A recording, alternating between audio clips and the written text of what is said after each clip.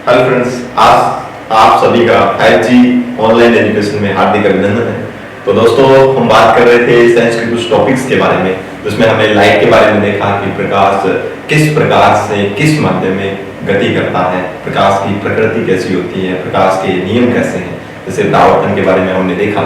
और इसी प्रकार से हमने अपवर्तन के बारे में भी बहुत सारी बातों को डिस्कस किया था। तो लेंस वगैरह ये सारी चीजें हम देख चुके हैं।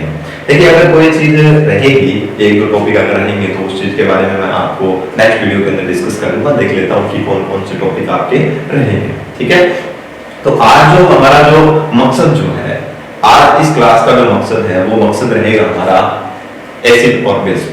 ठीक है, तो एसिड और बेस क्या चीज होती है, किस तरीके से किस पदार्थ के अंदर कौन सा एसिड पाया जाता है, किस प्रकार के क्वेश्चन जो है वो कंपटीशन एग्जाम में पूछे जा सकते हैं, इसके बारे में अपन आज थोड़ी सी डिस्कस करेंगे। तो मैं आप सभी के सामने आज फिर से एक बार वीडियो लेकर आ रहा हूँ कि उम्मीद करूंगा कि आपको ये सेशन अच्छा लगेगा। देखिए दोस्तों, कई बार क्या होता है कि हम साइंस को पढ़ते हैं और जिस लेवल के अकॉर्डिंग अपन पढ़ते जाते हैं उस लेवल के अकॉर्डिंग अगर तैयारी करते हैं तब तो हमारा सिलेक्शन श्योर होता है, अदरवाइज हमारा सिलेक्शन श्योर नहीं होता। मैं आपके सामने यही कंटेंट सामने पेश करूंगा कि आपको किस तरीके से क्या सिस्टम कहां से पढ़ना चाहिए। ठीक है, तो रीट जैसे एग्जाम के लिए जो आपके लिए सफिशिएंट है मैं उन्हीं की बात करूंगा, अदरवाइज एक्स्ट्रा बात नहीं करूंगा। क्योंकि आपका जो लेवल जो है वो नॉर्मली देखा जाए तो 10th के लेवल तक है, उसके आगे का कोई लेवल नहीं है। बट हम क्या करते हैं कि एक्स्ट्रा ज्यादा ऑर्डिनरी चीजें पढ़ लेते हैं, उसकी वजह से थोड़ा सा प्रॉब्लम क्रिएट हो जाती है ना। तो हमें ज्यादा नहीं पढ़ना है, हमें वही चीज पढ़नी है, हमें उसी रास्ते पे चलना है जिस रास्ते पर हमें सफलता मिल सके। तो उम्मीद करता हूँ कि आपको ये सेशन जो है आपके एग्जाम के पॉइंट ऑफ व्यू से बहुत ही इंपॉर्टेंट साबित होगा। तो इसी उम्मीद के साथ अपने कंटेंट की तरफ बढ़ते हैं, जिसका नाम है एसिड और बेस। क्लियर है? चलिए, मैं यहाँ पर आपके सामने ये डिस्कस करूंगा कि वास्तव में एसिड क्या होता है। अगर देखा जाए तो एसिड आपको बहुत सारे ऐसे पदार्थ हैं जिसके अंदर आपको एसिड देखने को मिल सकता है ना। जैसे नींबू है तो नींबू का स्वाद कैसा होता है, खट्टा होता है, ये सभी नॉर्मल सी बात आती है ना। तो यहीं पर बात करेंगे कि किस प्रकार से एक एसिड है, कहाँ से इसकी ओरिजिन हुई, उत्पत्ति कहाँ से हुई, किस प्रकार से हुई। देखो, मैं ज्यादा डीप में नहीं चलूंगा क्योंकि आपका जो लेवल है वो ज्यादा डीपली नहीं है, क्योंकि रीट जैसा एग्जाम है तो कोई ज्यादा मेरे अकॉर्डिंग कोई ज्यादा टफ क्वेश्चन नहीं पूछेगा, क्योंकि आपने जो फर्स्ट पेपर देखा है उसके अकॉर्डिंग आप डिसाइड कर सकते हो। हाँ, मानते हैं कि अब जो मेंस का जो पेपर आएगा वो थोड़ा सा लेवल आएगा, क्योंकि पिछले वाले में कोई लेवल नहीं था। ठीक है, तो उसी के बेस पर मैं आपको 9th और 10th के अकॉर्डिंग सिलेक्ट करवाने का पूरा प्रयास कर रहा हूँ। तो उम्मीद करूंगा कि आप इसी सेशन को उतना ही सपोर्ट करोगे जितना आपने पहले किया था। ठीक है, चलो बढ़ते हैं, बात करते हैं अपन एसिड की। देखो, एसिड क्या है? एसिड देखिए, नॉर्मल बात करें तो एसिड का मतलब होता है एक खट्टे के तौर पर हम लेते हैं। जैसे अम्ल की बात करें तो हम खट्टा बोल सकते हैं, है ना, नॉर्मल सी बात है। तो एसिड जो है मैं आपको बता देता हूँ, एसिड शब्द है, इसका इंग्लिश वर्जन है। अम्ल का क्या है? इंग्लिश वर्जन है, यानी कि अम्ल को इंग्लिश में क्या बोलते हैं? एसिड बोलते हैं। और ये एसिड जो शब्द है ये लैटिन भाषा का एक शब्द है। कौन सी भाषा का? लैटिन भाषा का। और उस भाषा का नाम है जिसका ये शब्द जो है, ये एसिड बना किससे है? ये बना है लैटिन भाषा के शब्द जिसका नाम है एसिडस। क्या है? एसिडस। Acidus, acidus. ठीक है, बात ये करेंगे भाई एसिडस से बना है तो ये क्या है, क्यों इसका एसिड नाम पड़ा? इसका एसिड नाम इसलिए पड़ा क्योंकि एसिडस का मतलब ही होता है टू शो, खट्टा। क्लियर है? इसका मतलब ही क्या होता है? इंग्लिश में बात करें टू शो, और इसको हिंदी में बोल सकते हैं खट्टा। इसको हिंदी में अपन क्या बोल सकते हैं? खट्टा। तो नॉर्मल सी बात है, जब इस नाम से खट्टे का सेंस हमें पता चल रहा है तो नॉर्मल सी बात है, अब कह सकते हैं, डेफिनेटली हम कह सकते हैं कि एसिड जो है वो क्या होते हैं? स्वाद में खट्टे होते हैं, बस। ठीक है, तो एसिड स्वाद में कैसे होते हैं? खट्टे। वे सारे पदार्थ जो स्वाद में कैसे होते हैं? खट्टे होते हैं, और उन्हें हम क्या बोल सकते हैं? एसिड बोल सकते हैं। क्लियर है? देखिए, एक बात मैं आपके सामने डिस्कस करना चाहूंगा। साइंस को जितना ज्यादा आप बर्डन करके पढ़ोगे ना, बोरिंग करके पढ़ोगे, यार ये तो नहीं आएगा, तो डेफिनेटली नहीं आएगा, नहीं आएगा। इससे अच्छा आप छोड़ दो। बट अगर आपके मन में एक स्ट्रेटजी है कि यार मुझे कुछ करना है, मुझे इसको सीखना है, आप डेली रूटीन के अंदर बहुत सारी चीजें देखते हो, उसके अंदर साइंस हर जगह यूज होती है। क्लियर? तो आप इस चीज को बर्डन लेके नहीं पढ़ो, इंटरेस्ट लेके पढ़ो, यार मजा आता है इस चीज में। है ना। तो जिस काम में आपको मजा आता है वो काम तो आप डेफिनेटली कर सकते हो। तो एक मजे लेकर के इसको पढ़ो, तब आपके लिए साइंस जो है वो बहुत ईजी हो जाएगी। ठीक है, मैं आपका बेस तैयार कर रहा हूँ। मेरा मकसद आपको डीपली हाई लेवल पर डालना नहीं है, आपने बहुत जगह पढ़ा, वो हाई लेवल से पढ़ते आ रहे हो।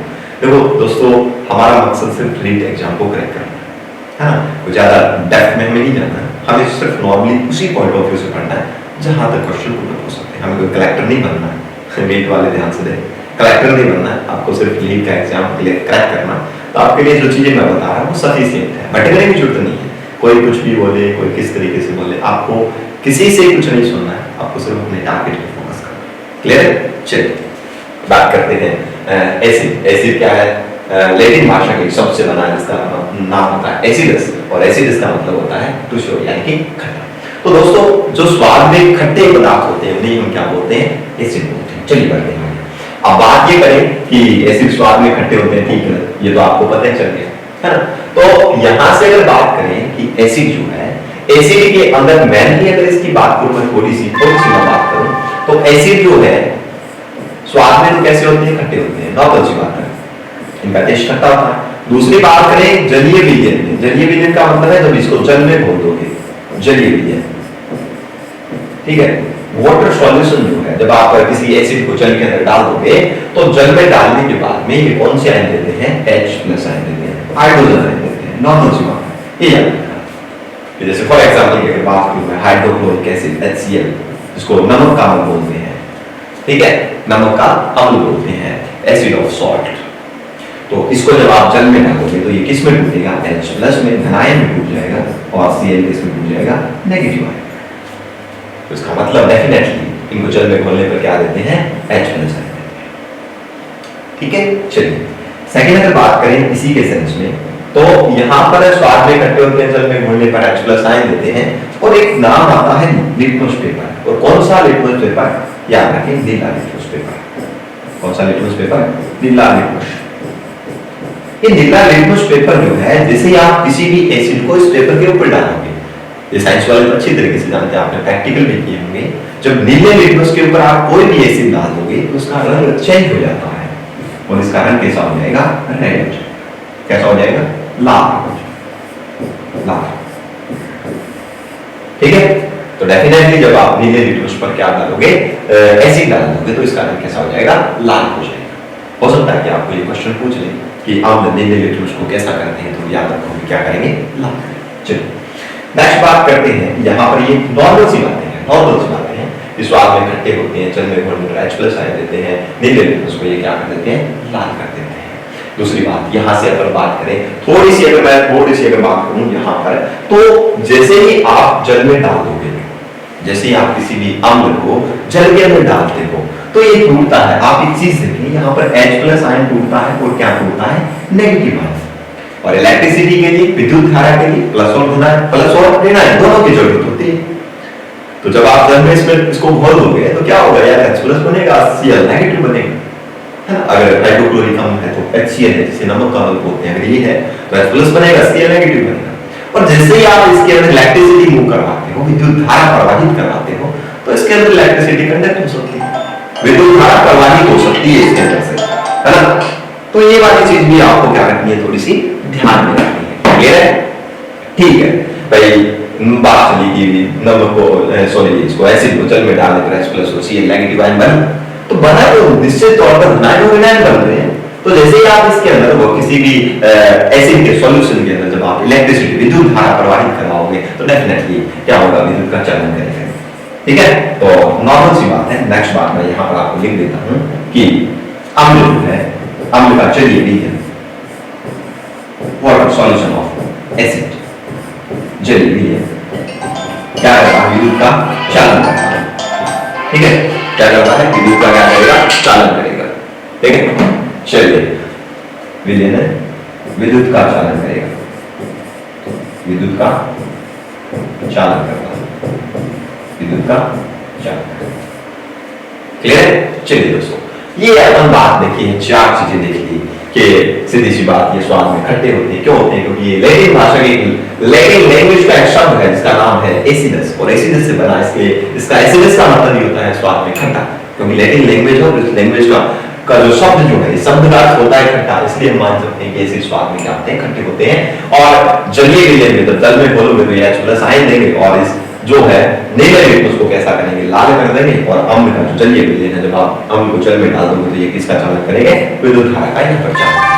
तो आई थिंक आपको ये चीज क्लियर है हो चुकी होगी। देखिए दोस्तों, यहाँ पर जो इंपॉर्टेंट क्वेश्चन जो आपसे पूछा जाता है वो मैं बात करता हूँ कि किस पदार्थ में कौन सा अम्ल पाया जाता है। तो अम्ल के सोर्स, अम्ल के सोर्स जिसको बोलते हैं, मतलब सीधी सी बात है कि किस पदार्थ में कौन सा अम्ल पाया जाता है। ठीक है, तो डेफिनेटली जो क्वेश्चन बनता है, मैं बोलता हूं ये क्वेश्चन आपके लिए हर कंपटीशन एग्जाम के लिए वेरी इंपॉर्टेंट साबित हो सकता है। ये कैसे कि यहां पर अगर बात करूं मैं यहां पर कि चींटी का टंक, चींटी का टंक, चींटी का बनोखी या चींटी का टंक जो है उसके अंदर कौन सा अम्ल पाया जाता है। डेफिनेटली ये क्वेश्चन मेरे हिसाब से आपके लिए इंपॉर्टेंट है। इसका नाम है methanoic acid, methanoic, methanoic carboxylic समूह का एक कंपाउंड है, इसको बोलते हैं मेथेनोइक अम्ल। क्या बोलते हैं इसको, मेथेनोइक अम्ल बोलते हैं। तो चींटी के डंक में कौन सा अम्ल पाया जाता है, मेथेनोइक अम्ल पाया जाता है। अगर इसके केमिकल फॉर्मूले की बात करें, कोई कुछ भी दे तो उसका केमिकल फॉर्मूला होता है COOH, COOH होता है। क्लियर। अब कई दोस्त ये भी बोलेंगे सर फॉर्मिक एसिड भी होता है। यस, फॉर्मिक एसिड होता है। कि फॉर्मिक एसिड को नहीं अपन क्या बोलते हैं, मेथेनोइक एसिड बोलते हैं। तो घबराने की जरूरत नहीं है ना। कुछ एक के दिमाग में आ गया सर फॉर्मिक एसिड होता है, तो यस ऑब्वियसली फॉर्मिक एसिड ही होता है। और इसी फॉर्मिक एसिड को अपन क्या बोलते हैं, मेथेनोइक एसिड बोलते हैं। क्या बोलते हैं, मेथेनोइक एसिड बोलते हैं। ऐसे क्लियर। चलिए, तो चींटी के डंक में याद रखेंगे कौन सा अम्ल पाया जाता है। मेरे हिसाब से ये इंपॉर्टेंट क्वेश्चन है, थोड़ा सा ध्यान से रखें कि चींटी के डंक में कौन सा अम्ल होगा, मेथेनोइक एसिड। सेकंड क्वेश्चन बात करते हैं नींबू, नींबू, लेमन जूस जो है या फिर लेमन जो है उसके अंदर खट्टा पता है हमें स्वाद में खट्टा होता है ना। अगर आप ये बोलोगे सर चींटी का डंक होता है तो वो कहां से खट्टा हुआ। देखो यहाँ से आपको अम्ल की वहां पर आभास कैसे होता है कि जैसे चींटी आपको हाथ को क्या कर जाती है, काट जाती है, तो वहां पर उस हिस्से पर जलन पैदा हो जाती है। और एसिड की नेचर होती है कि वो आपको जलन पैदा करवाएगी। ठीक है, जलन पैदा हो जाती है, तो उससे अपन पता लगा सकते हैं क्या डेफिनेटली इसके अंदर क्या होगा, एसिड होगा। और उस एसिड का नाम क्या है, मेथेनोइक, या फिर इसको बोल सकते हैं फॉर्मिक एसिड। ये चलिए नींबू के अंदर बात करें तो नींबू के अंदर जो अम्ल होगा उसको बोलते हैं सिट्रिक अम्ल। सिट्रिक कौन सा अम्ल होता है, सिट्रिक अम्ल।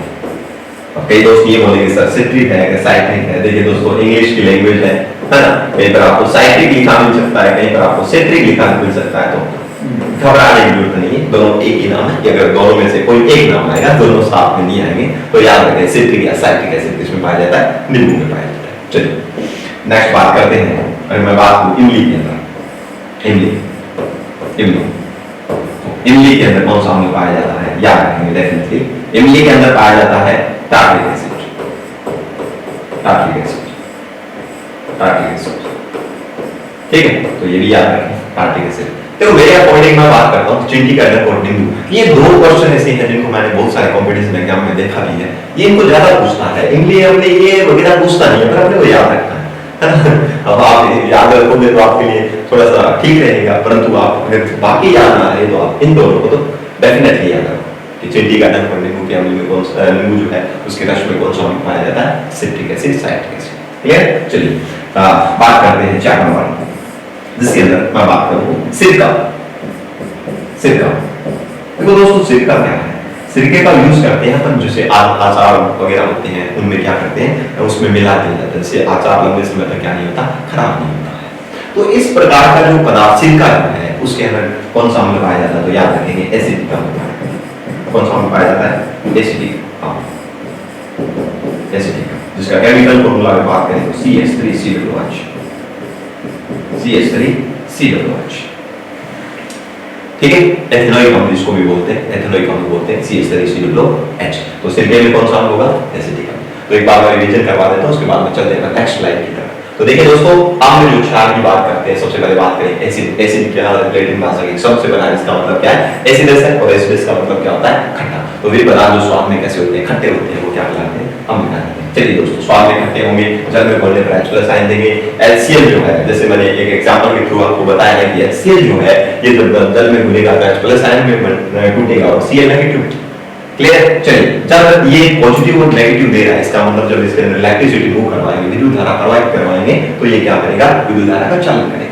ठीक है, चलिए अब बात करें, थोड़ी सी अगर बात करें यहाँ पर, तो ये लाल नीले उसको क्या कर देता है? लाल कर देता है। और यहाँ पर आ जाओ, चींटी के डंक में अगर बात करें तो चींटी के डंक में कौन सा अम्ल पाया जाता है? मेथिओनिक और फॉर्मिक अम्ल। ये वेरी इंपॉर्टेंट क्वेश्चन आपके लिए साबित होने वाला। नींबू जो है उसके अंदर सिट्रिक एसिड अम्ल पाया जाता है, इमली के अंदर टार्ट्रिक अम्ल पाया जाता है, और सिरके में वहीं पर कौन सा अम्ल पाया जाता है? एसिटिक अम्ल, जिसको एथेनोइक अम्ल भी बोलते हैं, तो एसिडिक अम्ल इसको कहा जाता है। दोस्तों बोल तो आ रहा है, पर अपन क्लास को बीच में नहीं छोड़ सकते ना। चलो बाद में बात कर लेंगे, क्योंकि हमारे लिए ये जो टाइम इंपॉर्टेंट है उसके बारे में ज्यादा इंपॉर्टेंस देनी जरूरी है। चलिए बात करते हैं नेक्स्ट लाइन की तरफ। चलिए टमाटर की बात करते हैं। किसकी बात करते हैं? टमाटर की। कि टमाटर में कौन सा अम्ल होता है? टमाटर। तो दोस्तों टमाटर जो है उसके अंदर ऑक्सैलिक अम्ल होता है। कौन सा अम्ल होता है? ऑक्सैलिक अम्ल। Oxalic oxalic oxalic. ये भी आपके लिए इंपॉर्टेंट है कि ऑक्सैलिक अम्ल किसमें पदार्थ में पाया जाता है? टमाटर में पाया जाता है। आगे संतरे में बात करते हैं। किसमें बात करते हैं? संतरे में। तो संतरा जो है उसके अंदर कौन सा अम्ल पाया जाता है? उसके अंदर याद रखें एस्कॉर्बिक एसिड पाया जाता है। कौन सा? एस्कॉर्बिक। एस्कॉर्बिक एस्कॉर्बिक अम्ल। ठीक है, तो संतरे में कौन सा अम्ल होगा? एस्कॉर्बिक। चलिए एक बात और करते हैं, इसको बोलते हैं दूध के अंदर, खट्टा दूध है। ठीक है, उसके अंदर कौन सा अम्ल पाया जाता है? उसके अंदर पाया जाता है लैक्टिक एसिड। कौन सा एसिड पाया जाता है? लैक्टिक अम्ल।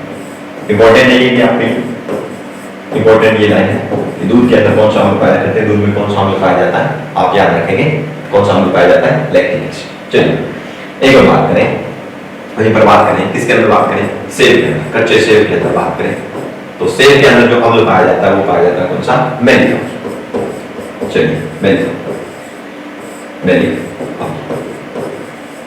मैलिक।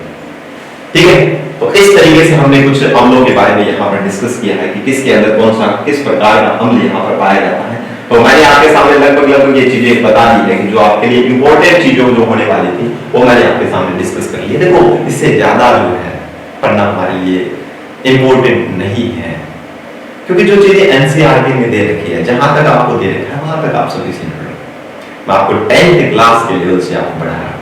ठीक है, चलिए अगर कुछ चीजें आएगी तो मैं आपको क्वेश्चन सीरीज के माध्यम से वो सारा का सारा कंसेप्ट क्लियर कर दूंगा, डोंट वरी, टेंशन मत लो। चलिए यहाँ पर आपके सामने हमने बात कर ली कि टमाटर में ऑक्सैलिक अम्ल पाया जाता है, संतरे में एस्कॉर्बिक अम्ल पाया जाता है, वही बात करें दूध में लैक्टिक अम्ल, और कच्चे सेब के अंदर बात करें कौन सा?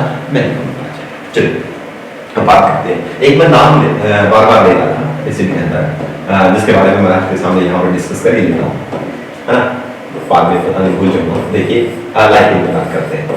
लाइकेन, ठीक है दोस्तों, ये लाइकेन जो है ये एक पेपर है, पत्थर, जिसे लिटमस पेपर, सॉरी देखिए लिटमस पेपर की बात कर रहा था मैं, लिटमस पत्थर। लिटमस पत्थर दोस्तों, लिटमस पत्थर जो है ये कहां से प्राप्त होता है? ये लिटमस पत्थर जो है वो एक प्लांट का एक समूह है, प्लांट का एक पादप जो है उनका एक समूह है, पादपों का समूह है, जिस समूह को मैं बोलता हूं थैलोफाइटा। थैलोफाइटा तो पादपों का एक समूह है जिसके अंदर थैलोफाइटा बोलते हैं उसको, जिसके अंदर इस प्रकार के प्लांट आते हैं जो, और जिनके अंदर जड़, तना और जो पत्ती जो है वो डिफरेंशिएट नहीं होती, विभाजित नहीं होती, एक थैलस के रूप में स्ट्रक्चर होती है। मैं हम बता नहीं सकते यार इसकी जड़ ये है, इसका तना ये है, इसकी पत्ती ये है, एक थैलस के रूप में रहता है, कंबाइंड सा रहता है। तो इस प्रकार के प्लांट वाले कौन से कहलाते हैं? थैलोफाइटा, जिसके अंदर स्वाद सेवा होते हैं। क्लियर है? तो थैलोफाइटा समूह का एक पादप है, एक प्लांट है जिसका नाम है लाइकेन। कौन सा प्लांट है? एक थैलोफाइटा समूह का एक पादप है, इसका नाम है लाइकेन। लाइकेन, इसको इंग्लिश में बात करें तो लिचेन बोलते हैं, लिचेन भी आप बोल सकते हो, क्या बोल सकते हो? लिचेन। लिचेन, और इसी लिचेन से क्या बनता है? लिटमस पेपर बनता है। क्या बनता है? लिटमस पत्थर। लिटमस पत्थर का क्या होता है, निर्माण होता है। ये लिटमस पेपर तो किससे बनता है, लाइक लीचिंग पादप जो है उससे लिटमस पेपर का क्या किया जाता है, निर्माण किया जाता है। चलिए बात करें तो ये बात करते हैं, एक नीला लिटमस पेपर है, नीला है और ये क्या है, लाल है। कौन सा है, लाल लिटमस पेपर है। दो प्रकार के पेपर मानते हैं, तो दो प्रकार के पेपर माने तो नीला लिटमस जो है, जब इस पर आप क्या डालोगे, एसिड डाल दोगे, अम्ल डाल दोगे, तो डेफिनेटली ये अम्ल इस नीले लिटमस को क्या कर देगा, लाल कर देगा। कैसा कर देगा, लाल कर देगा। नीले लिटमस को अम्ल क्या कर देता है, लाल कर देता है। अब वही बात करते हैं इस लाल लिटमस पेपर पर, जब आप क्या डालोगे, बेस डालोगे, क्या डालोगे, बेस। इस लाल लिटमस पर जब आप क्षार डालोगे तो इसका रंग क्या हो जाएगा, नीला हो जाएगा। कैसा हो जाएगा, नीला हो जाएगा। तो दोनों में ये चीजें आपको याद रखनी है। तो नॉर्मल कहने का मकसद ये था कि लिटमस पेपर जो है वो पादपों का एक समूह, इसका नाम है थैलोफाइटा, और थैलोफाइटा का पादप इसका नाम है लाइकेन, और लाइकेन से लिटमस पेपर प्राप्त होता है। डेफिनेटली हम देखते हैं दो प्रकार की लिटमस पेपर की बात करते हैं, तो वैसे डेफिनेटली अगर देखें अपन तो बैंगनी सा कलर का होता है, ठीक है। तो जब अगर बात करें कोई भी ना तो उसके ऊपर लिटमस सॉल्यूशन अगर जो बनाते हैं, लिटमस विलियन जो बनाते हैं, तो उस कंडीशन में उसका कलर बैंगनी होता है। जब उसके ऊपर ना तो बेस काम कर रहा हो, क्षार काम कर रहा हो, ना ही उसके ऊपर अम्ल काम कर रहा हो, तो उसका रंग बैंगनी होता है। और लिटमस पेपर जो हमारे सामने होते हैं, जो हम प्रैक्टिकल करते हैं, उसके अंदर एक नीला लिटमस होता है, एक लाल होता है। तो आप नीले लिटमस पर आप जब अम्ल डालोगे तो उसका रंग लाल हो जाता है, जब लाल पे आप क्षार डालोगे तो कैसा हो जाता है, नीला हो जाता है। क्लियर है? तो चलिए इतना आप याद रख लेंगे तो काफी है, सफिशिएंट आपके लिए। आपको ज्यादा भटकने की जरूरत नहीं है कि आप किस प्रकार से क्या कर रहे हो, है ना। तो चलिए इतना क्लियर हो चुका होगा मैं समझता हूं, ठीक है। चलिए नेक्स्ट स्लाइड की तरफ। तो नेक्स्ट स्लाइड ये बोलती है यहां पर कि एक नाम आता है सूचक, उसको इंग्लिश में बोलते हैं इंडिकेटर्स। इंडिकेटर्स सूचक क्या है? सूचक का मतलब नाम से पता चला सूचना देने वाला। किसकी सूचना देगा? और सूचक वो पदार्थ कुछ एक पदार्थ होते हैं, सूचक कोई ऐसी चीज नहीं है, पदार्थ होते हैं। और सूचक अगर बात करें तो होता क्या है, सूचक देता है सूचना किसकी। मान लो आपने कोई एक सॉल्यूशन तैयार किया है, किसका, अम्ल का, और दूसरा सॉल्यूशन आपने तैयार किया है किसका, बेस का, क्षार का, ठीक है। तो आपने पानी के अंदर मान लो अम्ल डाल दिया, इधर एक पोट और लिया जिसके अंदर आपने क्या डाल दिया, क्षार डाल दिया। अब आप इस सूचक ऐसे पदार्थ होते हैं जिनको इनके अंदर डाल के देखोगे, ठीक है, तो उनके कलर में परिवर्तन आ जाता है। कलर में क्या आ जाता है, परिवर्तन आ जाता है। तो जिसे अपन बता सकते हैं कि यार ये वाला सॉल्यूशन जो है ये अम्लीय सॉल्यूशन है, और ये वाला सॉल्यूशन कौन सा है, बेसिक प्रॉपर्टी का, यानी कि क्षारीय प्रकृति का, उसके अंदर क्षार मिला। तो सूचक के किसी भी विलयन के अंदर अम्ल और क्षार की उपस्थिति का क्या देते हैं, जांच करते हैं या उपस्थिति का पता लगाते हैं।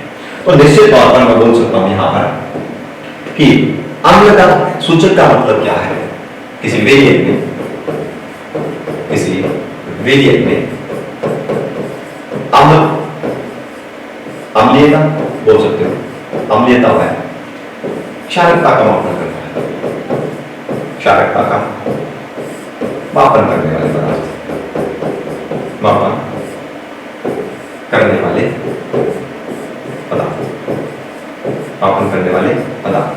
ये पदार्थ क्या कहलाते हैं, सूचक कहलाते हैं, इसको इंग्लिश में बोलते हैं इंडिकेटर्स।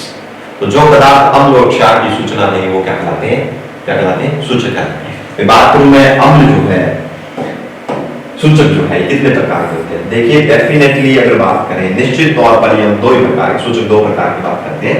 जैसे एक होता है नेचुरल, इसको हम बोलते हैं प्राकृतिक,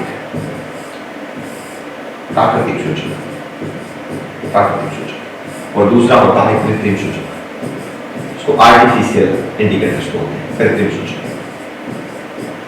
कृत्रिम सूचक। तो प्राकृतिक सूचक और कृत्रिम सूचक जो है वो उसके अंदर बात करें तो प्राकृतिक सूचक कौन से होते हैं, नाम में पता चल रहा है, जो प्रकृति से प्राप्त हो, पेड़ पौधों से प्राप्त हो, इस प्रकार के सूचक कौन से कहलाते हैं, प्राकृतिक कहलाते हैं, जो प्रकृति से प्राप्त हो। और आर्टिफिशियल, कृत्रिम इसको बोलते हैं, इसको मानव निर्मित बोल सकते हैं या संश्लेषित सूचक नाम बोल सकते हैं। कौन से, संश्लेषित, जिनको लेबोरेटरी के अंदर तैयार किया जा सकता है, संश्लेषित सूचक। तो ये सूचक जो है वो मानव के द्वारा निर्मित किए जाते हैं, इसलिए इनको संश्लेषित सूचक बोलते हैं। ये प्रकृति से प्राप्त होते हैं, इनको क्या बोलते हैं, अपन क्या बोलेंगे, प्राकृतिक सूचक बोलेंगे, ठीक है। चलिए अब बात करते हैं एग्जाम्पल की। इंपॉर्टेंट चीजें हैं ये रीड के अंदर, पिछले वाले जो हमारा जो प्री एग्जाम हुआ था उसके अंदर भी पूछा गया था। तो प्राकृतिक सूचक के जो एग्जाम्पल है, प्राकृतिक सूचक के कुछ क्या है एग्जाम्पल है नेचुरल इंडिकेटर्स के, तो मैं शॉर्ट में लिखा हूं नेचुरल इंडिकेटर्स एन है। इसके एग्जाम्पल मैं बता देता हूं आपको। एक है हल्दी, क्या है हल्दी, हल्दी है। अब हल्दी आपने देखा होगा कपड़ों पर जब हल्दी का दाग लग जाता है तो आप जैसे ही बेस के संपर्क में आती है, बेस किसमें है साबुन में, तो साबुन के टच में जैसे साबुन के अंदर NaOH होता है, सोडियम हाइड्रोक्साइड, साबुन बनती है सोडियम हाइड्रोक्साइड से मिलकर बनती है। तो सोडियम हाइड्रोक्साइड जो होता है दोस्तों, सोडियम हाइड्रोक्साइड एक बेसिक नेचर का होता है, एक बेस है, क्षार है।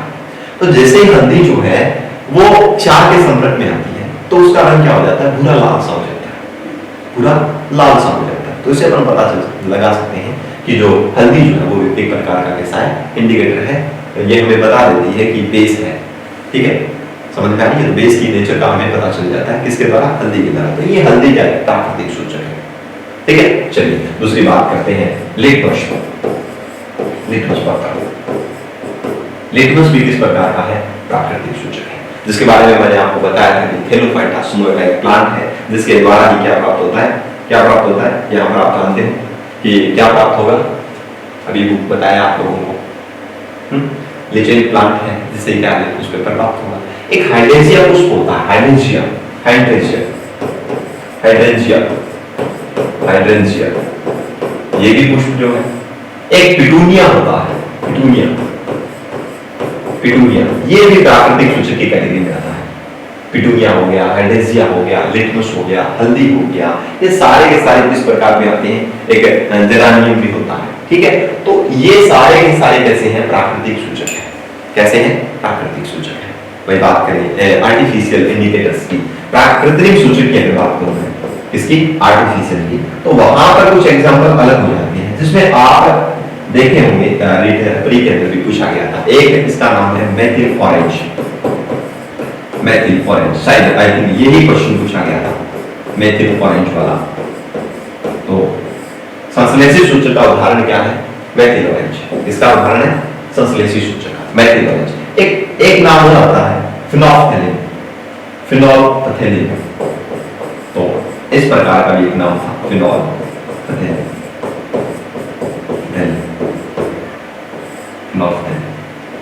क्लियर है। तो ये दोनों आपको याद रखने हैं, इंपॉर्टेंट चीजें हैं कि मेथिल ऑरेंज और फिनोल्फथेलिन जो है ये कैसे है, आर्टिफिशियल इंडिकेटर्स की कैटेगरी में आते हैं। ठीक है, देखो ज्यादा कोई ऐसा हार्ड चीज नहीं है कि जिसे आप याद ना रख सको। तो हल्दी हो गया, लिटमस हो गया, और कौन सा हो गया, हाइड्रेंजिया हो गया, पिटूनिया हो गया, ये सारे के सारे आर्टिफिशियल इंडिकेटर्स है। और मेथिल ऑरेंज, फिनोल्फथेलिन जो है ये किस प्रकार के इंडिकेटर्स है, आर्टिफिशियल है।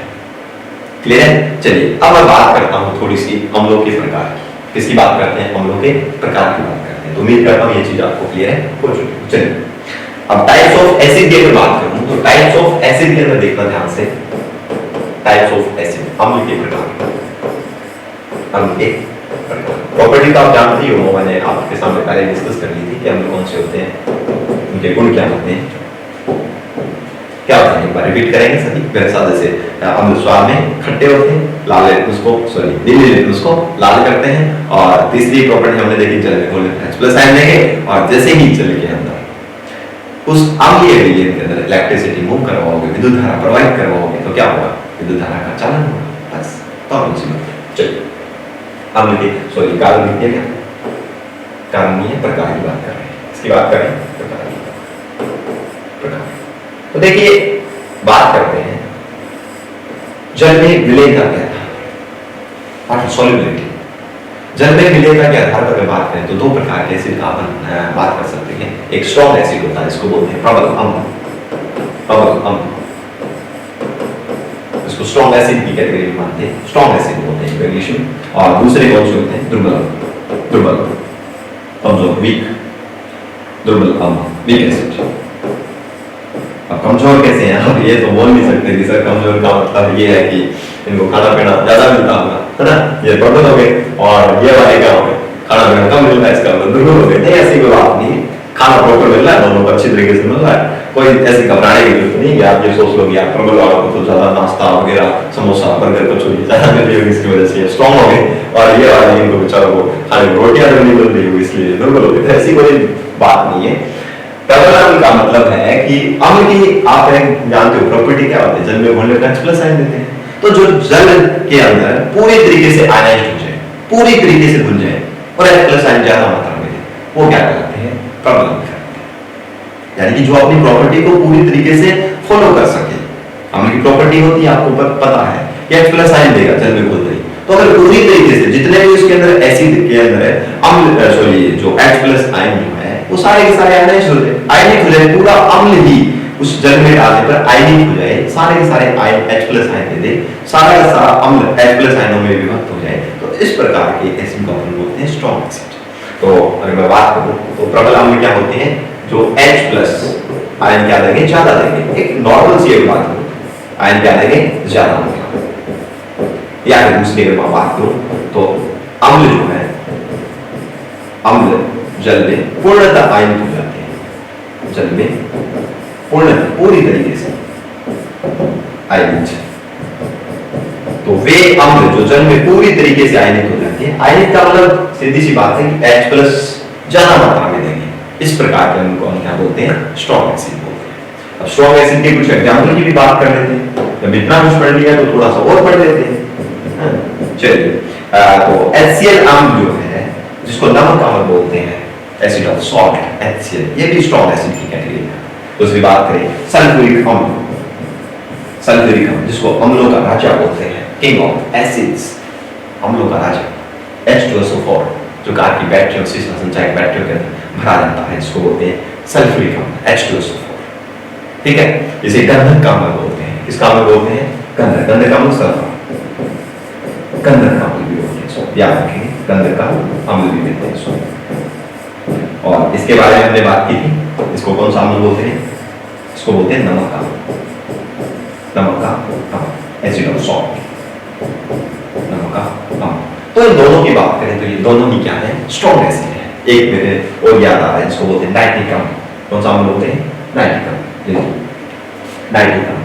तीसरा मैं लिखा हूं यहाँ पर, यहाँ लिख देता हूँ, चलिए नाइट्रिक अम्ल HNO3, HNO3। इसको अपन क्या बोलते हैं, नाइट्रिक एसिड बोलते हैं, नाइट्रिक अम्ल, नाइट्रिक अम्ल, नाइट्रिक अम्ल। तो नाइट्रिक अम्ल भी किस प्रकार का एसिड है, ये भी स्ट्रॉन्ग एसिड है, स्ट्रॉन्ग एसिड पूरी तरीके से आयनाइज्ड हो जाता है। तो ये तीनों की बात करूं तो तीनों के तीनों क्या है, स्ट्रॉन्ग एसिड है। नॉर्मल से ज्यादातर यही पूछे जाते हैं। और नाइट्रिक एसिड की अगर दूसरी बात की बात करूं तो नाइट्रिक एसिड का दूसरा नाम है, इसे सोरिक अम्ल भी कहते हैं। कौन सा अम्ल कहते हैं, सोरिक अम्ल, सोरिक अम्ल। इसका नॉर्मल नाम जो है सोरिक अम्ल भी कहते हैं। सल्फ्यूरिक अम्ल जो है इसको हम गंधक अम्ल कहते हैं, और HCl को क्या बोलते हैं, नमक अम्ल। ठीक है दोस्तों, समझ में आ गया? चल मार रहे, नहीं मार रहे तो मार, है ना। चलिए, अब चिल का मतलब ये नहीं है कि आप ढक्कन खोल के बैठ जाए, है ना, ये वाली चिल की बात नहीं कर रहा हूँ। मजे इंटरेस्ट आ रहे हैं ना, तब की बात कर, है ना। स्टडी के अंदर वो ढक्कन खोल के पढ़ोगे तो फिर तो पता ही है क्या होने वाला है ना। तो चलिए, थोड़ा चिल मारने का मतलब ये यहाँ पर मैं ये बोल रहा हूँ कि आप इंटरटेनमेंट करके पढ़ो, एंजॉय करके पढ़ो साइंस को, है ना। बोरिंग करके पढ़ोगे तो कुछ भी नहीं होने वाला। आपका मन जिस सब्जेक्ट में लगेगा, आपको वो सब्जेक्ट प्रॉपर तरीके से आता है। ठीक है, अगर आपको कोई भी कहीं भी प्रॉब्लम्स क्रिएट हो रही है तो आप कमेंट सेक्शन यहाँ पर लगा हुआ है, आराम से कमेंट करिए, चिल मारिए, और मेरे से जितना हो सकेगा मैं आपको उतना बेस्ट करने का प्रयास करूंगा। ज्यादा मैं डीपली आपको नहीं पढ़ाऊंगा, मैं बार बार बोल रहा हूँ, आपको बर्डन में बिल्कुल नहीं दूंगा। जो एग्जाम के पॉइंट ऑफ व्यू से इंपॉर्टेंट है वो चीजें मैं आपके सामने डिस्कस करूंगा। ठीक है, चलिए आइए, चलिए बात करते हैं दुर्बल अम्ल। तो यहाँ पर इसका अपोजिट हो जाएगा कि जो जल में पूरी तरीके से घुल जाते हैं उनको बोलते हैं प्रबल अम्ल, और जो जल में क्या होंगे, पूर्णतः आयनित नहीं होते हैं, यानी कि H+ आयन जो है वो क्या लेंगे, कम मात्रा में, कम मात्रा में। वे पदार्थ या वे अम्ल जो H+ आयन क्या लेंगे, कम मात्रा में लेंगे, वो कौन से कहलाते हैं, दुर्बल अम्ल कहलाते हैं, जिसको वीक एसिड बोलते हैं। क्या बोलते हैं, वीक एसिड। चलिए दूसरी अगर बात करूं इसका, जैसे इस तरीके को हमने बोला था, अम्ल जल में पूर्णतः आयनित होते हैं, वो तो स्ट्रॉन्ग है। ये पूर्णतः आयनित नहीं होते हैं, पूर्णतः आयनित नहीं होते हैं। पूर्णतः आयनित नहीं होते, तो पूरी तरीके से आयनित नहीं होते हैं, यानी पूरी तरीके से H+ आयन नहीं देंगे। तो इस प्रकार के एसिड को कौन सा बोलेंगे? वीक एसिड बोलेंगे। चलिए कुछ एग्जाम्पल्स की बात कर लेते हैं। एग्जाम्पल के अंदर बात करें तो यहाँ पर आ जाइए, जैसे यहाँ पर मैं लिख रहा हूँ, आइए एग्जाम्पल की बात करूँ तो एक आता है acetic acid, acetic acid, acetic acid, acetic अम्ल जिसको बोलते हैं, ठीक है। इसे सिरके का अम्ल कहा जाता है, क्योंकि सिरके में पाया जाता है तो इसलिए इसको सिरके का अम्ल कहते हैं। क्या बोलते हैं? सिरके का अम्ल कहते हैं। समझ में तो आ रहा है, सब कुछ दिख रहा होगा, प्रॉपर्ली दिख रहा होगा, अच्छे से नोट्स बना लीजिए और जिससे आपको आगे आने वाले इन फ्यूचर में भी आपको काम है, ठीक है। चलिए बात करें एसिडिक अम्ल। तो एसिडिक अम्ल जो है वो किस प्रकार का एसिड है? वीक एसिड की कैटेगरी में आता है। इसका केमिकल फॉर्मूला मैंने आपको बताया था, HCl इसके अंदर कार्बोक्सिलिक समूह होता है, इसलिए इसमें OH ग्रुप के साथ एसिडिक अम्ल इसको बोला है, ठीक है। चलिए सेकंड बात करते हैं एक और अम्ल की बारे में। अगर मैं बात करूं आपके सामने तो दूसरा अम्ल अगर बात करें लैक्टिक एसिड, कौन सा है? लैक्टिक एसिड, लैक्टिक अम्ल जो किसके अंदर पाया जाता है? दूध में पाया जाता है। साइट्रिक एसिड की बात कर सकते हो, लैक्टिक एसिड की बात कर सकते हो, ऑक्सैलिक एसिड की बात कर सकते हो। तो ये एक प्रकार के एसिड जो है वो किस प्रकार के एसिड की कैटेगरी में आते हैं? वीक एसिड की कैटेगरी में आते हैं, ठीक है। तो लैक्टिक एसिड मैंने आपको बताया था, इसे मिल्क एसिड भी बोलते हैं, इसे दूध का अम्ल भी बोलते हैं, ये दूध में पाया जाता है, ठीक है। मिल्क एसिड इसको बोलते हैं, मिल्क एसिड, मिल्क एसिड दूध का, ठीक है। चलिए अब यहां से अगर बात करूं मैं, एक कार्बोनिक अम्ल भी होता है जिसको अपन बोल सकते हैं कार्बोनिक अम्ल, ये भी वीक एसिड कैटेगरी में आता है। कार्बोनिक अम्ल कौन सा? कार्बोनिक अम्ल, H2CO2, H2CO2। तो सभी के बारे में हमने डिस्कस कर लिया कि कौन सा किस प्रकार से यहाँ पर अम्ल है, कौन सा वीक है, कौन सा स्ट्रॉन्ग है। तो इन सभी के बारे में आप अगर एक बार आंखों से निकाल लोगे ना तो आपको सारी की सारी चीजें एक बार से फिर से रिवाइज हो जाएंगी, है ना। क्योंकि हम पढ़ेंगे नहीं ना तो कुछ कर नहीं पाएंगे।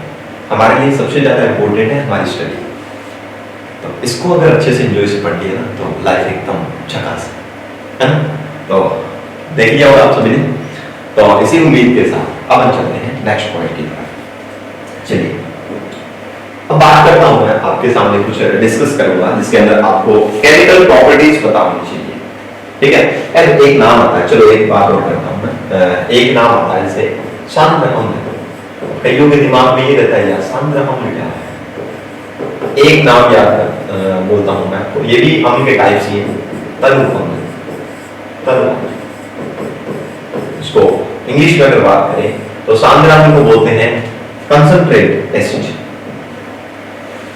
ठीक है। सांद्र अम्ल, कभी आपने लेबोरेटरी में काम किया होगा तो आपको अम्ल के अंदर, अम्ल की जो बोतल होती है उसके अंदर आपको CON कुछ करके लिखा होगा, कंसंट्रेटेड, कंसंट्रेटेड, ठीक है। उसको बोलते हैं सांद्र अम्ल।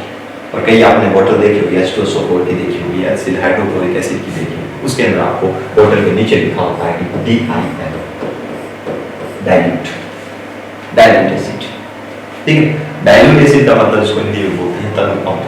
क्या बोलते हैं? तनु। देखो नॉर्मल से अगर बात करूं मैं सांद्र अम्ल क्या है, तनु अम्ल क्या है, तो सांद्र अम्ल का मतलब होता है इसके अंदर वाटर की जो क्वांटिटी जो है, पानी की जो मात्रा है वो ज्यादा हो। क्या से बोल रहा हूं? क्या से बोल रहा हूं? नहीं, क्यों? क्योंकि सांद्र अम्ल के अंदर वाटर क्वांटिटी जो है, पानी की जो मात्रा है वो कम होती है और जो एसिड जो है उसकी मात्रा क्या होती है? ज्यादा होती है। तो सांद्र के अंदर क्या होगा? नॉर्मल सी बात है जिसके अंदर ऐसे अम्ल जिसमें अम्ल की मात्रा ज्यादा हो, अम्ल की मात्रा क्या हो? अम्ल की मात्रा क्या हो? ज्यादा, अम्ल की मात्रा क्या हो? ज्यादा हो।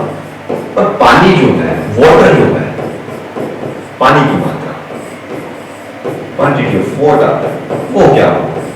लेस हो। Water quantity less than acid, कि एसिड की क्वांटिटी से अगर वाटर की मात्रा क्या है? कम है, तो वो कौन सा एसिड कहलाएगा? कंसंट्रेटेड, यानी इसको बोलते हैं सांद्र अम्ल। चलिए बात करें आगे, इस वाले की बात करते हैं थोड़ी सी। तो यहां पर तनु दिया हुआ है। तनु का मतलब क्या है? नॉर्मल सी बात है, इसका अपोजिट हो जाएगा। अपोजिट का मतलब अगर अम्ल के अंदर क्या है, अम्ल की मात्रा क्या हो, यहां पर अम्ल की मात्रा कम हो, इसका अपोजिट है अम्ल की मात्रा कम हो, और वाटर पानी की मात्रा क्या हो, पानी की मात्रा वो क्या हो अगर ज्यादा हो, इन दोनों के अंदर मिली हुई। तनु अम्ल वो होगा जिसके अंदर अम्ल तो होता है कम मात्रा में, और वाटर की जो क्वांटिटी है उसके रेशियो के अंदर वो ज्यादा होती है। तो तनु अम्ल होगा जिसके अंदर पानी की मात्रा ज्यादा होगी, पतला जिसको बोलते हैं, तनु का मतलब पतला, और पतला का होगा वाटर क्वांटिटी ज्यादा होगी, एसिड कम होगी। कंसंट्रेटेड होगा इसके अंदर विलेय जो पदार्थ है, जो घोला जा रहा है पदार्थ, वो अगर ज्यादा है, घोला क्या जा रहा है, एसिड को घोल रहे हैं, तो एसिड की मात्रा अगर ज्यादा होगी तो कौन सा होगा, कंसंट्रेटेड होगा, और पानी की मात्रा अगर ज्यादा होगी तो कौन सा होगा, डाइल्यूट होगा, तनु अम्ल जिसको बोलते हैं डाइल्यूट।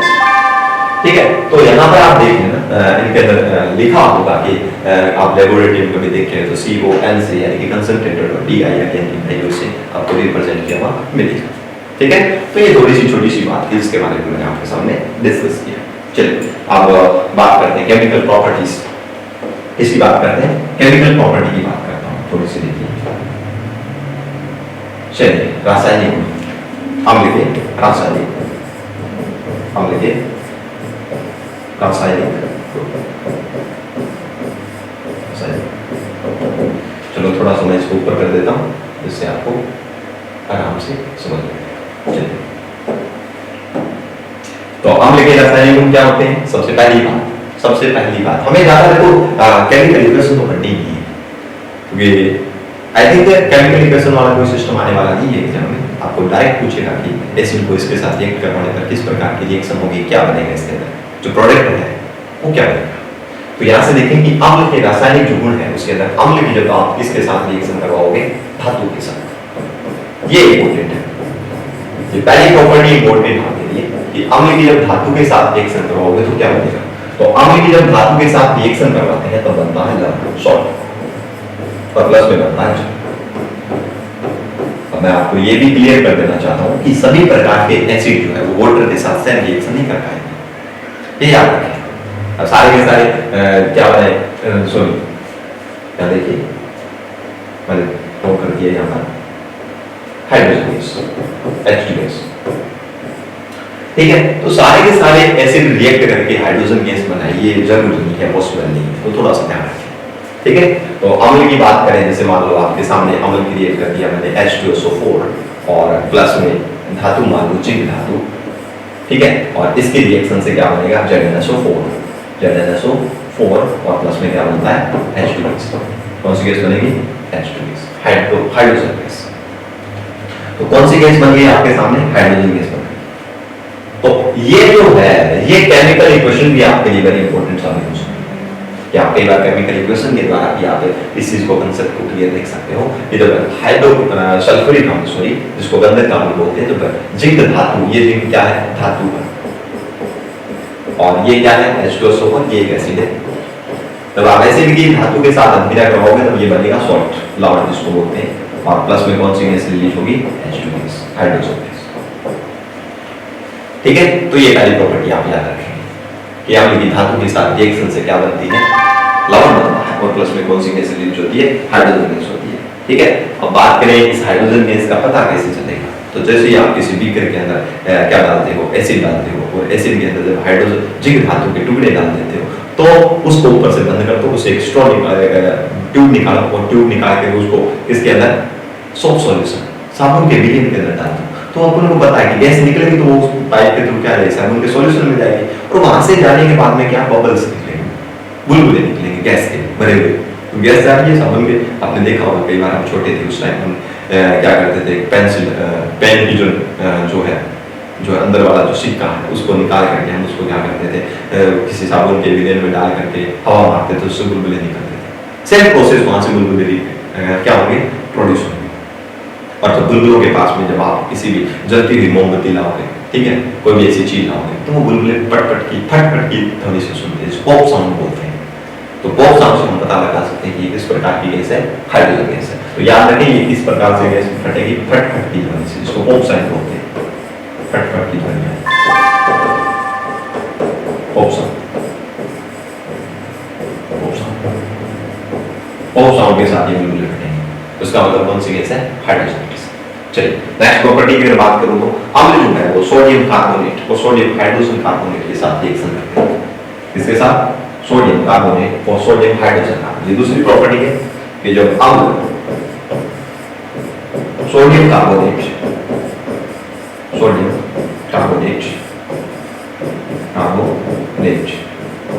और सोडियम हाइड्रोजन कार्बोनेट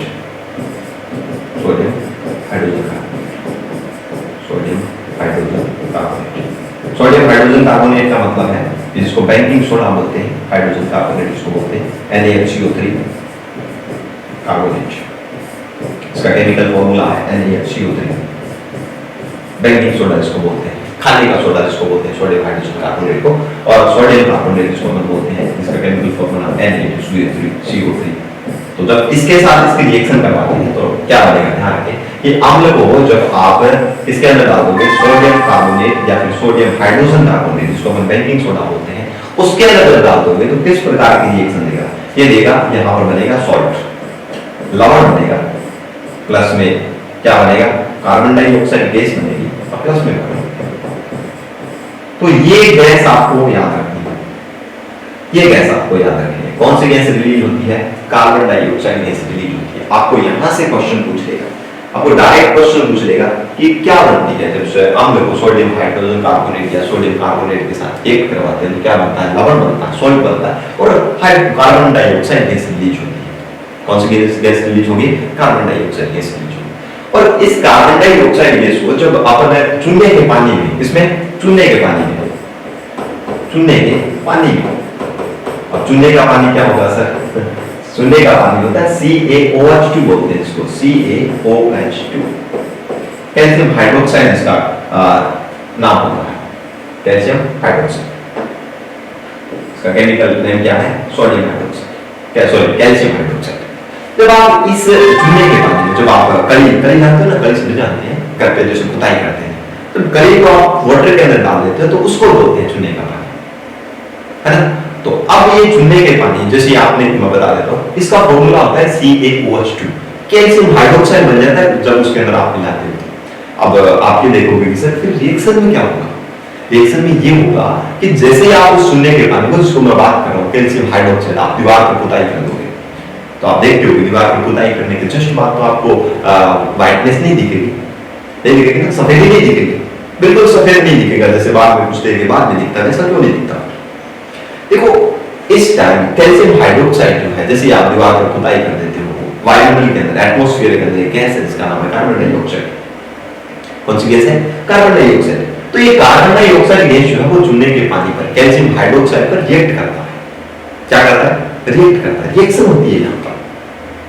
अगर रिएक्शन की बात करूं तो मैं बताऊंगा अभी आपको कि किस प्रकार से रिएक्ट करता है। तो यहाँ पर कैल्शियम हाइड्रोक्साइड जब इस वायुमंडल की कार्बन डाइऑक्साइड गैस के साथ रिएक्शन करती है, दीवार के ऊपर लगा हुआ जो चूने का पानी है वो रिएक्शन करता है, तो इससे बनता है calcium carbonate, CaOCO3। Calcium carbonate बनता है। क्या बनता है?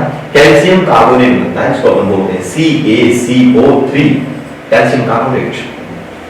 और इस कैल्शियम कार्बोनेट को बोलते हैं संगमरमर का सूत्र है। इसका कलर होता है व्हाइट, सफेद कलर होता है और यही रिएक्शन करने के बाद में ये कैल्शियम कार्बोनेट दीवार के ऊपर जमा हो जाता है और प्लस में रिएक्शन के बाद बनता है वाटर। ठीक है?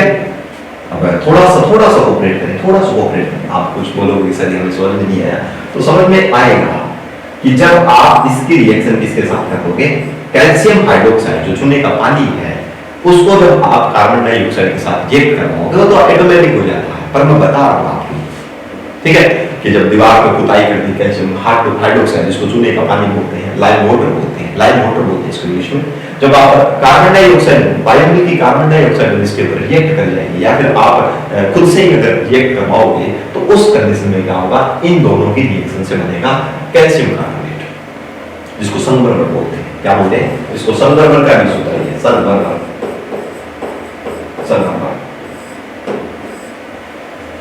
ठीक है? तो कैल्शियम कार्बोनेट बनता है, उसका कलर कैसा होता है? व्हाइट, श्वेत। और जिसके कारण से ठीक है श्वेत होता है। और प्लस में क्या होता है तो ये वाटर क्या होगा, ये वाटर वेपर बनके उड़ जाएगा और दीवार पर केवल क्या रह जाएगा, कैल्शियम कार्बोनेट। और इस कारण कैसा होता है श्वेत, जिसके कारण सफेदी दीवार पर चूने के पानी को लेपने पर पुताई करने पर कैसा सफेदी आ जाती है, उसके बाद यानी कि कलर कैसा हो जाता है, व्हाइट हो जाता है श्वेत। इसी कैल्शियम कार्बोनेट की वजह से होता है। तो जब चूने के पानी में आप कार्बन डाइऑक्साइड गैस प्रवाहित कराओगे तो क्या बनेगा, श्वेत कलर का कैल्शियम कार्बोनेट बनेगा और प्लस में क्या बनेगा, वाटर। ठीक है, ध्यान रख लोगे। ठीक है, बेसिक चीजें हैं यार, घबराने की जरूरत नहीं है, बेसिक चीजें हैं।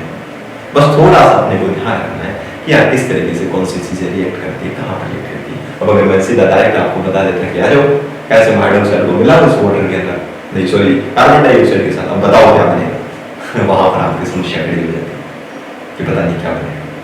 पर आपको अगर डेली रूटीन की चीजों के साथ आप कंपेयर करके पढ़ोगे तो आपको डेफिनेटली पता चल जाएगा यार कि वो चूने का पानी कैल्शियम हाइड्रोक्साइड है, वायुमंडल की गैस रिएक्ट करेगी उसके ऊपर, बाद में वाटर बनता है, वो तो वेपर बन के उठ जाता है, वाष्प बन के उठ जाता है, बचेगा कैल्शियम कार्बोनेट, और जिसके कारण से सफेदी दिखती है दीवार पे, है ना। तो थोड़ा सा डेली रूटीन की चीजों के साथ कंपेयर करके पढ़ा। चलिए क्लियर। तो दो प्रॉपर्टीज की बात की मैंने कि अम्ल जो है वो धातु के साथ एक करके क्या बनाएगा, लवण बनाएगा, और प्लस में क्या बनेगा, क्या बनेगी, हाइड्रोजन गैस बनेगी। ये भी याद रखें। दूसरी बात, जब अम्ल जो है वो सोडियम हाइड्रोक्साइड या फिर सोडियम हाइड्रोजन कार्बोनेट के साथ रिएक्ट करेगा तो लवण और कार्बन डाइऑक्साइड प्लस वाटर बनेगा। तो इस कार्बन डाइऑक्साइड को चूने के पानी में आप प्रवाहित कराओगे तो कैल्शियम कार्बोनेट बनेगा, जिसको सनबर्न का सूत्र बोल सकते हैं आप, जिसका व्हाइट कलर होता है सफेदी के रूप में जो जमा हो जाएगा। ठीक है, अवक्षेप प्राप्त हो। क्लियर है। चलिए ये चीजें आई थिंक आपको पता चल चुकी हो। अब एक रिएक्शन की अगर मैं बात करूं, वहां पर अम्ल की एक रिएक्शन और होती है जिसका बोलते हैं धात्विक ऑक्साइड, मैग्नेटिक ऑक्साइड। देखते हैं कि मैग्नेटिक ऑक्साइड के साथ अम्ल जो वो किस प्रकार से रिएक्ट करता है। मैग्नेटिक ऑक्साइड के साथ आज करवाते हैं, छोड़ेंगे तो किसी को भी 3 नंबर बात करेंगे कि अम्ल जो है मैग्नेटिक ऑक्साइड के साथ, धातु ऑक्साइड के साथ,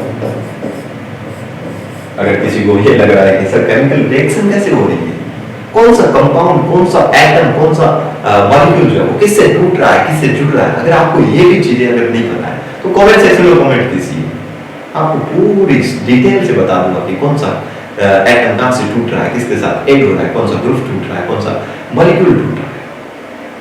मैं तो यही मानता हूँ कि आप साइंस के स्टूडेंट्स हो, आपको इतना कुछ पता होगा कि कहां से किस तरीके से कौन सी चीजें टूट रही है। मैं आपका टाइम ज्यादा खराब नहीं कर रहा हूँ, इसलिए मैं डायरेक्ट आपको इक्वेशन पर लेके आऊँ, केमिकल इक्वेशन डायरेक्ट बता ना, थोड़ा कोऑपरेट कीजिए। अगर नहीं पता है तो आप कमेंट सेक्शन में कर दीजिए, मैं एक दिन आपको बता दूंगा कि किस प्रकार से कौन सा कंपाउंड किस तरीके से टूटता है, किसके साथ कैसे रिएक्ट करता है। ठीक है, चलिए बात करते हैं कि अम्ल की धातु ऑक्साइड के साथ नाम ले लेना तो बहुत सारे तो घबरा जाएंगे, घबराने की जरूरत है।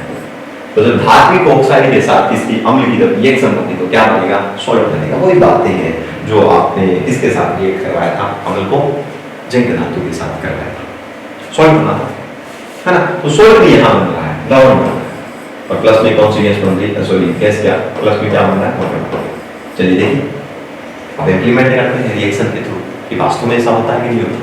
चलिए इम्प्लीमेंट करने के लिए हम बैठे हैं, टेंशन लेने की जरूरत नहीं। चलिए बात करता हूँ HCl हाइड्रोक्लोरिक अम्ल। अभी बताइए इसको कौन सा अम्ल बोलते हैं, नमक का अम्ल बोलते हैं, सॉल्ट ऑफ एसिड।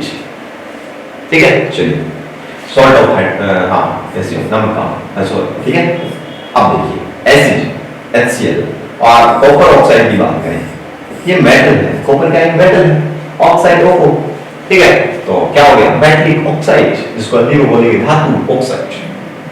तो आप सभी को पता है कि किस में टूटेगा, H प्लस में, चलो इसको बता ही देता हूँ, Cl नेगेटिव में टूटेगा, और कॉपर टूटता है जैसे मान लो Cu+2 में और O2- में। ठीक है, चलिए अब यहाँ पर अपन देखते हैं कि आप सभी को पता है कि प्लस का जो है वो किसके साथ जाता है, माइनस के साथ। तो ये प्लस वाले भाई साहब चले जाएंगे माइनस के साथ, और ये माइनस वाले भाई साहब किसके साथ चले जाएंगे, इस प्लस वाले के साथ। अब सर क्या होगा, कैसे बनेगा कैसे बनेगा, तो बनने की जरूरत आपको पता है कि कॉपर जाएगा किसके साथ, Cl के साथ। तो देखिए कॉपर के साथ क्या है, +2 है, और Cl के साथ -1 है। प्लस माइनस को छोड़ो, जब कोई भी चीज बनती है तब ये वाली इसकी जो पावर जो है ये इसके पैर में रहती है, तो क्या हो जाएगा Cl2 हो जाएगा। इस वाले एक की पावर इसके पैरों में आएगी तो ये Cu रहेगा, एक का मतलब तो एक ही, तो ये क्या बन जाएगा, इसकी पावर कॉपर की जो 2 थी वो Cl के पैरों में चली गई तो Cl2 बन गया, और इसकी पावर एक थी वो इसके पैरों में आ गई तो कोई दिक्कत ही नहीं है, एक लगाओ चीने लगाओ तो एक ही बात, तो बन गया क्या कॉपर क्लोराइड। इस तरीके से निकालना। चलिए तो क्या बनेगा कॉपर क्लोराइड, और कॉपर क्लोराइड क्या है प्रकार का सॉल्ट है, ठीक है। अब बचा क्या HO, तो चलिए HO के बारे में बता देते हैं आपको कि H है, एक है O, H के पावर +1 है, O के पावर -2 है, वही सिचुएशन है, इस वाले की पावर इसके पैरों में आएगी, इस वाले की पावर इसके पैरों में आएगी, तो कुछ इस तरीके से बन जाएगा कि H2 है, इस वाले की पावर ऑक्सीजन की पावर इधर आएगी उसके पैरों में आ गई, अब एक उधर जाएगी तो एक ही बात है ना, लगाओ चीजें लगाओ तो क्या बन गया H2 बन गया, नहीं बन गया, इस तरीके से बन गया प्लस में H2, तो देख लो क्या बन गया वाटर हो गया। तो डेफिनेटली हम समझ सकते हैं कि अम्ल जो है वो धातु ऑक्साइड के साथ एक करके क्या बनाता है लवण और जल, क्या बनाता है लवण और जल। अच्छे समझ में आ रहा है, एकदम चिल मार रहे। अब देखो केमिकल इक्वेशन है, मैं क्या कर सकता हूँ, है ना। अब ये चीजें हैं बढ़ानी पड़ रही है, तो आपको इस चीज को इसी तरीके से बढ़ा सकता हूँ, और याद तो करना पड़ेगा, है ना। इसका कोई सॉल्यूशन नहीं है कि हम कर्म ही नहीं करेंगे तो फल कहाँ से मिलेगा, तो ये चीजें तो पढ़नी पड़ेगी, ठीक है। चलिए आइए, तो ध्यान रख लोगे कि अम्ल जो है दोस्तों धातु ऑक्साइड के साथ एक करके लवण बनाएगा और क्या बनेगा जल, ठीक है। चलिए ये चीज आपकी 3 प्रॉपर्टीज हो गई, और आई थिंक इन 3 प्रॉपर्टीज के अलावा कोई शायद ही कोई पूछेगा आपसे। नॉर्मल तो आपकी फर्स्ट वाली प्रॉपर्टी है, जब अम्ल जो है वो धातु के साथ रिएक्ट करता है तो हाइड्रोजन गैस निकलती है, इंपॉर्टेंट है मेरे अकॉर्डिंग, वो लगभग 100% इंपॉर्टेंट लाइन है जहां से आपसे क्वेश्चन पूछा जा सकता है। तो एक क्वेश्चन और बताता हूं, यहां से बनेगा कि धात्विक ऑक्साइड जो है उनकी नेचर क्या होती है। तो धातु ऑक्साइड प्रकृति के होते हैं, धातु ऑक्साइड जो है जैसे MgO है, मैग्नीशियम हाइड्रोक्साइड, कॉपर ऑक्साइड जिसके बारे में आपने बात की, ये ऑक्साइड जो है किस प्रकृति के होते हैं, नेचर क्या होती है इनकी नेचर होती है कैसी, बेसिक क्षारीय प्रकृति। तो याद रखेंगे इंपॉर्टेंट लाइन है, सीधी एक लाइन में पूछ लेगा यार आपसे कि धात्विक ऑक्साइड की जो प्रकृति है वो किस प्रकार की प्रकृति होती है, बेसिक नेचर होती है, और इसलिए इनको बोलते हैं क्षारीय ऑक्साइड भी बोलते हैं, क्षारीय ऑक्साइड क्या होते हैं, क्षारीय ऑक्साइड। घबराओ मत, NCERT के डाटा है, ऑथेंटिक चीजें सारी की सारी। तो धात्विक ऑक्साइड इंपॉर्टेंट लाइन बन जाती है यहाँ पर कि धात्विक ऑक्साइड जो है, धातु ऑक्साइड जो है उनकी नेचर क्या होती है, प्रकृति कैसी होती है, तो कैसी होती है बेसिक प्रॉपर्टी होती है क्षारीय, और जिसको क्षारीय ऑक्साइड भी कहते हैं इसलिए। तो धात्विक ऑक्साइड को क्या बोलते हैं, क्षारीय ऑक्साइड। तो उम्मीद करता हूं कि आपको ये चीज तो अच्छी तरीके से क्लियर हो चुकी होगी। तो दोस्तों आज अम्ल के बारे में जो भी चीजें हमने डिस्कस की, मैंने बहुत पूरी कोशिश की है कि आपको अम्ल के बारे में लगभग सारी चीजें जो भी इंपॉर्टेंट चीजें फैक्ट जो परीक्षा की दृष्टि से इंपॉर्टेंट हो सकते हैं मैंने बताने का पूरा प्रयास किया आप लोगों को, है ना। और आगे के जो सेंस जो है उसके अंदर अपन बात कर लेंगे क्षार क्या होता है, उसके बाद में बात करेंगे अपन उदासीनीकरण न्यूट्रलाइजेशन रिएक्शन क्या है, ठीक है। तो ये सारी चीजें अपन धीरे धीरे करके इसको कवर करते जाएंगे, और मैं उम्मीद करता हूँ कि आपकी आज से क्लासेस जो है वो कंटिन्यू रख पाऊँ, तो काफी दिन हो गए क्लासेस भी नहीं हुई है, थोड़ा सा डिस्टर्ब होने की वजह से, थोड़ा सा काम और ज्यादा होने की वजह से हम क्लासेस को प्रॉपर तरीके से नहीं कर पाए, तो उसके लिए मैं आपसे इसलिए क्षमा प्रार्थी हूँ। और आप चाहे बड़े भाई होने के नाते या छोटे भाई होने के नाते आप इतना तो आपका हक बनता ही है कि अगर आपको अच्छे तरीके से अगर मैं कंटेंट दे पा रहा हूँ तो आप माफ तो कर ही दो, और नहीं करोगे तो करना पड़ेगा, है ना। क्योंकि अगर आपको पढ़ना है, डेफिनेटली अगर आपको पढ़ना है तो आपको वो चीजें कॉपरेट भी थोड़ा सा करना पड़ेगा। तो इसी उम्मीद के साथ कि आपको ये सेशन अच्छा लगा होगा, मैं आपको ये नहीं बोलूंगा कि आप लाइक करो, सब्सक्राइब करो, कुछ भी करो, पर अगर आपको वास्तव में मन से दिल से अगर आपको ये लगा है कि वास्तव में यार कुछ चीजें जो फैक्चुअल जो चीजें हमें बताई गई है ना, जो प्रैक्टिकली कुछ चीजें कोई आपके सामने जो मैंने डिस्क्राइब की है वास्तव में आपको ये हेल्प हुई है, तो आप उन लोगों के साथ ये वीडियो जरूर शेयर करें जो अपनी तैयारी को, है ना, कोई बड़ी संस्थान के अंदर या कोचिंग के अंदर या फिर किसी ऐप के द्वारा नहीं पढ़ पा रहे, जो आर्थिक रूप से बहुत ही कमजोर बच्चे हैं, तो उनके साथ आप शेयर कर सकते हैं, है ना, जिससे उनको भी फायदा हो जाएगा। जरूरी नहीं है कि आप लाइक करो, सब्सक्राइब करो, अगर आपका मन करे तो आप कर लो, अदरवाइज कंटेंट पढ़ो। मेरा मकसद आपको सिर्फ पढ़ाने का, ना मेरे को लाइक चाहिए ना मेरे को सब्सक्राइब चाहिए, है ना। अगर आपका मन करता है कुछ कर सकते हो हमारे लिए, तो आप डेफिनेटली कर सकते हो, कर दो, सही, शेयर कर दो, लाइक कर दो, सब्सक्राइब कर दो, जो भी करना कर दो, ठीक है। तो ज्यादा मेन फोकस हमारा ये है कि हमें पढ़ना है ना। लाइक इतना इम्पोर्टेंट नहीं है, सब्सक्राइब इतना इम्पोर्टेंट नहीं है जितना आपका फ्यूचर है ना, क्योंकि आपका फ्यूचर अगर सिक्योर है तो सारे लाइक वगैरह ये सारे सिस्टम ये तो चलते रहते हैं, ये तो सारे लोग बोलते हैं, है ना, सभी देखते हैं। तो थोड़ा सा इसी उम्मीद के साथ, एक ऊर्जा, नई ऊर्जा के साथ आपका एक नया सवेरा हो, है ना, एक आपकी नई पहल हो एजुकेशन के फील्ड में, आप बहुत बड़ा करें, आपकी नॉलेज को हर कोई टक्कर ना दे पाए, है ना, टक्कर देनी भी जरूरी है। तो टक्कर कब दोगे, आप खुद कॉन्फिडेंट रहो, ठीक है। तो इसी उम्मीद के साथ मिलते हैं आपसे एक बार फिर से बाद में, है ना, कल ही मिलते हैं, बाद में कल ही मिलते हैं। और उम्मीद करूंगा कि आपको ये सेशन अच्छा लगा होगा, और इसी उम्मीद के साथ मैं आप सभी का प्यार भरा नमस्कार बोल करके अपनी वाणी को विराम दूंगा। तो मिलते हैं नेक्स्ट क्लास में। जय हिंद, जय भारत।